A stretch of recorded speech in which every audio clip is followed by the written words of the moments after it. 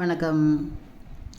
நாளை என்ன அப்படிங்கிறது எல்லாருக்கும் ஒரு கேள்விக்குறியாகவே இருந்துகிட்ருக்கு. ரொம்ப இன்ட்ரெஸ்டிங், ரொம்ப சுவாரஸ்யம், ரொம்ப விளையாட்டுத்தனமாகவும் இருக்குது, சீரியஸாகவும் இருக்குது.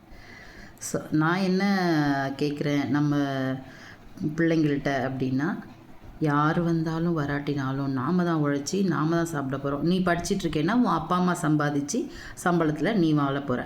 ஸோ யார் வந்தும் நமக்கு எதுவும் பண்ணிட போகிறதில்ல, கொடுத்துட போகிறதில்ல. திட்டங்களை கொடுப்பாங்க, திட்டங்கள் செயல்படுத்துறதுக்கான முயற்சிகளில் ஈடுபடுவாங்க. இது செய்கிறோம் அது செய்கிறோன்ற திட்டங்கள் மட்டும்தான் கொடுக்க முடியும் அவங்களால. அந்த திட்டங்களுக்கும் நம்ம சில விஷயங்களை பண்ணால் தான் அந்த திட்டங்கள்லேருந்து வர பெனிஃபிட்டை வந்து அனுபவிக்க முடியும். ஸோ படிக்கிற குழந்தைங்க, காலேஜ் படிக்கிறவங்க, ஸ்கூல் படிக்கிறவங்க யாராக இருந்தாலும் எதை நினச்சும் ஒரி பண்ணிக்காமல் உங்களோட வாழ்க்கைக்கு என்ன தேவையோ அதை மட்டும் ஃபோக்கஸ் பண்ணுங்கள்.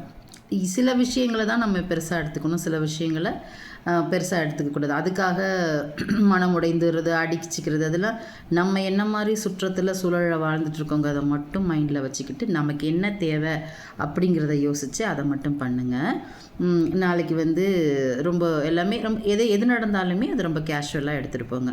இன்னொன்று, இந்த யூடியூப்பில் நிறைய பெண்களோட இதெல்லாம் நான் வீடியோஸ்லாம் நான் முன்னாடியே சொல்லியிருக்கேன், நிறைய வாட்ச் பண்ணியிருக்கேன், பார்த்துருக்கேன், நிறைய பேருக்கு நான் கமெண்ட்லாம் போட்டிருக்கேன். நிறைய லைஃப் இம்ப்ரூவ் ஆகி வந்திருக்காங்க, நிறைய ரொம்ப மோசமான நிலைக்கும் போயிருக்காங்க, நல்ல ஸ்டேஜில் பார்த்தவங்க எல்லாருமே.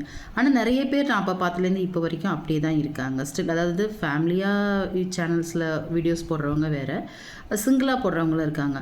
ஆனால் அவ்வளோ பேருமே என்ன ஃபீல் பண்ணுறாங்கன்னா, உங்களுக்கு பிடிச்சா பாருங்கள், இல்லைனா பேட் கமெண்ட்ஸ் போடாதீங்க அப்படின்னு சொல்கிறாங்க.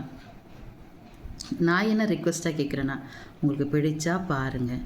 ஏன் அந்த மாதிரி அவங்க இப்போ இந்த பெண்களுக்குள்ளே வந்தாலே பிரச்சனை தானா, ஏன் வரக்கூடாதா? அவங்களுக்கு எத்தனையோ சூழ்நிலைகள் இருந்துட்டு சரி அவங்க வீட்டில் பர்மிஷன்லாம் கேட்டு இந்த மாதிரி ஒரு வீடியோஸ் போடுறதுக்கோ இல்லை ஒரு காமெடி பண்ணவோ ஏதோ ஒரு அவங்க டேலண்ட்டை வெளிப்படுத்துறதுக்கு ஒரு ரிலாக்ஸேஷனுக்காக வந்திருப்பாங்க. அவங்கள ஏங்க கஷ்டப்படுத்துறீங்க? அது என்ன மார்க் பண்ணி அவங்கள நோட் பண்ணிலாம் பண்ணணும்னு அவசியம் இல்லை. பிடிச்சா பாருங்கள், பிடிக்கலன்னா போயிடலாம்ல. பேட் கமெண்ட்ஸ் நான் நிறைய இது வீடியோஸ் பார்த்தேன். நான் அவங்களாம் வந்து எங்களோட சூழ்நிலை அவங்களுக்கு தெரியாது, நாங்கள் பந்தா பண்ணலை அப்படிலாம் நிறையா சொல்லி ஃபீல் பண்ணி சொல்கிறாங்க.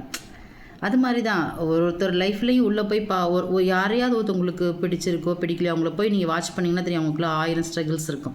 அதை தாண்டி தான் அதில் இருப்பாங்க. ஸோ அதெல்லாம் புரிஞ்சுக்கிட்டிங்கன்னா ப்ளீஸ் எல்லோரையும் ஃப்ரெண்டாக ஏற்றுக்கிட்டு நல்ல ஒரு சப்போர்ட் பண்ணுங்கள். யாரையும் ஹர்ட் பண்ணி எதுவும் பண்ணாதீங்க.